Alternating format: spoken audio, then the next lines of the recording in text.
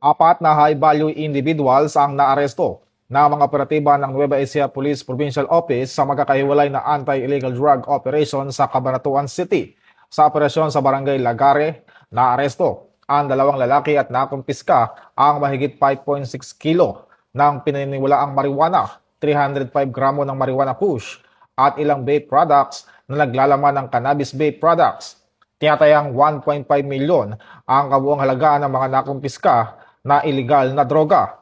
Samantala sa Barangay Sumakab Norte, dalawang high-value individual rin ang naaresto matapos makumpiskahan ng 58.86 gramo ng pinaniniwalaang shabu na nagkakalaga ng mahigit 400,000 piso. Sa kabuuan, umaabot sa mahigit 1.9 milyong pisong halaga ng nakumpiskang iligal na droga, kabilang ang shabu, marijuana kush at mga cannabis vape products.